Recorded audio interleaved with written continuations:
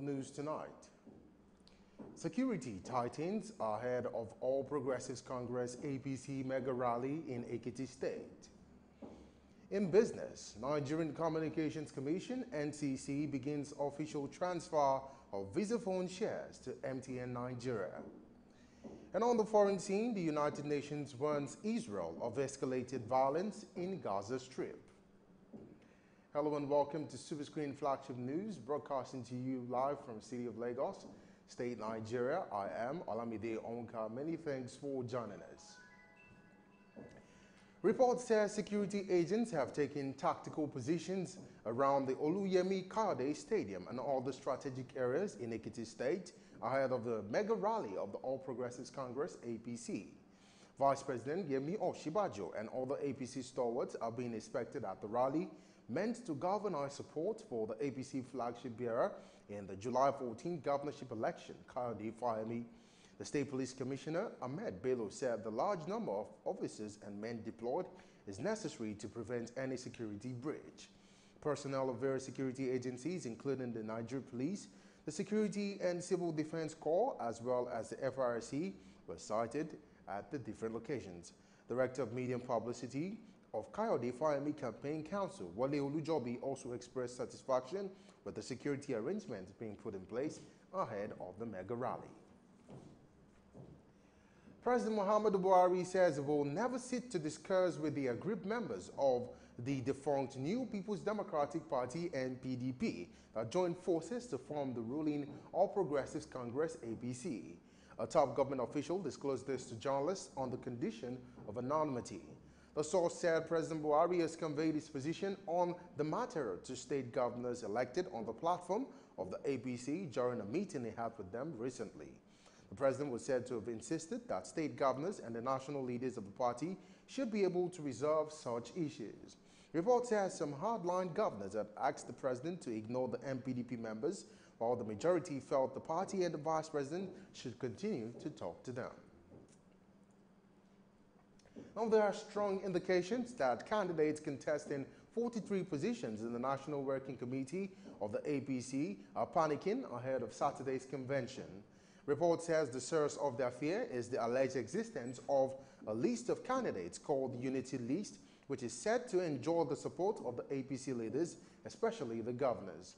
A chieftain of the All Progressives Congress who pleaded anonymity said the list contained names of candidates who were being supported by the leadership of the party and its governors. However, Special Assistant to the President, President Muhammadu Buhari in Diaspora Matters, Abike Dabiri, said no unity list as there is no room for affirmation. Now, report says two factions of the All Progressives Congress (APC) in Rivers State are at loggerheads over who is the authentic state chairman of the party. According to report, while APC members in support of Senator Magnus Abe declared Peter Odike the acting state chairman, other factions maintain that Ojukai Flagamakri is the genuine party chairman. Stakeholders in the AB group also said they will submit a delegate list for the party's national convention. Legal advisor of the state APC, Chieme Chinwike, told journalists in Port Harcourt that with the court order nullified the congresses held in Rivers, the power to produce a list for the national convention bestows upon him. Chinwike maintained that a delegates list will be made available and submitted for the national convention, adding that the court had barred Ojukai Flagamakri from being the party chairman in the state. Now, former governor of Osun State, Olagunsoye Oyinlola, and the immediate past governor of Ondo State, Olusegun Mimiko, have visited the Ibadan home of former governor of Oyo State, Rashidi Ladoja, in an effort to woo him to the different political parties. Ladoja rejoined the People's Democratic Party, PDP, from the Accord Party last year, but there was friction in his relationship with the National Working Committee of the PDP over the formation of the state executive. The friction reached a new height 2 weeks ago when the NWC inaugurated the state executive with the former governor allegedly unhappy that some of his candidates were not in the executive. And now President Muhammadu Buhari will sign the 2018 Appropriation Act into law on Wednesday. A senior special assistant to the president on media and publicity, Garba Shehu, confirmed this to journalists on Monday. The principal officers of the National Assembly, including the Senate President Bukola Saraki and the Speaker of the House of Representatives, Yakubu Dogara, have been invited to witness the signing ceremony at the Presidential Villa, Abuja. Human rights activist Oche Osadolo has filed an expert motion against the former governor of Edo State, Adams Oshomole, over alleged financial misappropriation during his tenure as governor. Osadolo called on the Federal High Court Abuja to compel the Economic and Financial Crimes Commission, EFCC, to commence investigation as soon as possible. Osadolo, journalists in Benin, expressed concerns over the Commission's alleged refusal to address his petitions as enshrined in the act that established EFCC in 2014. I have a concrete evidence that ex-Governor Adams Oshomole mismanaged the fund of Edo State, privatized the state as a personal estate. What do I do as a human rights activist? I brainstormed with my colleagues and we decided that the best thing is for me to go to court as a person. So I now approach the Federal High Court in Abuja to help me by motion, expert motion, that the court should rule that EFCC should be sent and should be compelled to do their job as enshrined in the EFCC Act 2004, Section 6B and H, and 13 subsection 2 of the EFCC Act. Osadolo also accused the former governor of deliberately diverting funds meant for hospitals, as well as abandoning the Accident and Emergency Unit of the Central Hospital Project to fund the Edo State University. On the 15/12/2015, Comrade Adams Oshomole approved the award of contract for the construction of 168-room male student hostel complex at the University of Science and Technology, so Uzari, to Measures A&K Construction Limited. So we don't know who is deceiving us. We hear the name is Edo University, but the document here says University of Science and Technology. So which one is the name by law is the only man that can prove that. And that contract was awarded at 1.88 billion, 1,880,483,836 naira 66 kobo. Men and brethren, if you now calculate this amount by 168 rooms, it boils down to 10-point-something million per room. So I have been wondering why the Central Hospital has been under lock and key since it has been commissioned. I don't go there before. Is anybody here who has been treated in the 5-star hospital? Now, we discovered that the money meant for the equipment of the 5-star hospital was diverted. Human rights activist Oche Osadolo speaking there. And now Nigerians have been urged to utilize the policy framework and a national action plan as a basis for engaging governments at all levels. Coordinator, Counter-Terrorism Center, CTC, Office of the National Security Advisor, Yemi Musa, disclosed this during a special training workshop held in Abuja. Yem charged state governments to mirror and develop their national action plans for preventing and countering violent extremism that are locally relevant. The policy framework has been developed, endorsed, and launched and presented to the public in Nigeria has 4 major objectives. One was strengthening institutions and coalition of preventing and countering violent extremism. 2, strengthening the rule of law, access to justice, and human rights. 3, engaging communities and building resilience. And 4, integrating strategic communication in preventing and countering violent extremism. We have included strategic implementation matrix to guide government and non-governmental organizations in delivering the 3 years National Action Plan set in the policy framework. To the policy framework, all ministry, departments, and agencies are expected to mainstream the policy framework into their annual budget and program and to ensure implementation. The purpose of this training, therefore, is to provide liaison officers and participants the ways and means by which the National Action Plan can be implemented. In order to achieve this, I wish to highlight some of the immediate steps we are taking moving forward.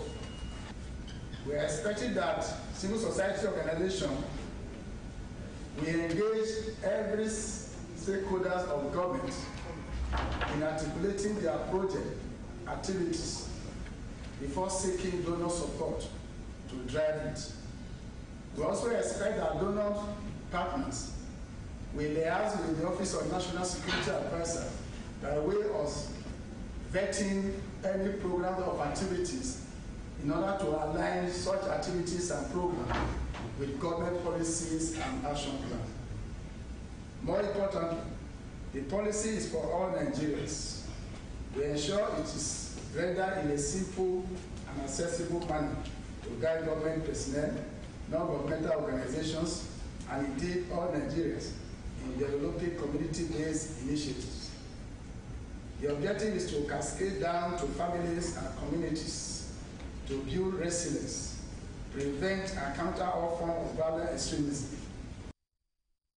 You will recall that in December 2015, United Nations Secretary General Ban Ki-moon issued a call to member states to develop national plans aimed at preventing violent extremism in the country. Nigerian Army authorities have arrested 2 suspected members of a militia gang reported to be terrorizing residents of Katsina and its environs in Benue State. The Director of Army Public Relations, Brigadier General Texas Chukwu, in a statement said the Army acted on a tip-off and recovered a locally made gun, 1 pistol, and several rounds of ammunition. The Army spokesperson disclosed that preliminary investigations revealed that the suspects are members of a notorious militia gang led by one gunner who is at large. Chukwu called on members of the public to always report suspicious activities in their areas to law enforcement agencies. And the United Nations have condemned the attacks in Damboa, Borno State, by suspected members of Boko Haram, which led to the death of several persons. In a statement by U.S. spokesperson Ethan Nutt, it said the U.S. stood firm with Nigeria in the fight against insurgency.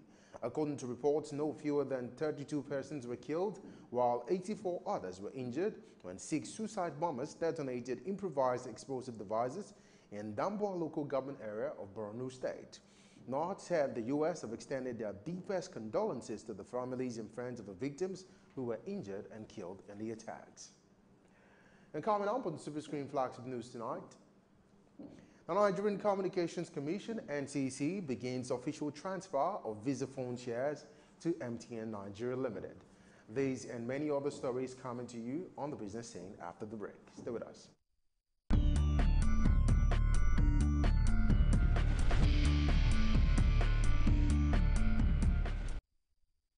Welcome back to Superscreen flagship news, and now for some business stories.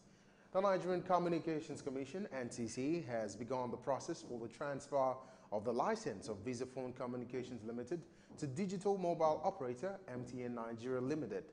The regulatory agency who disclosed this through its spokesperson Tony Ojobo said it will hold a public forum in Abuja next Monday on the transfer of the resources belonging to Visaphone to MTN.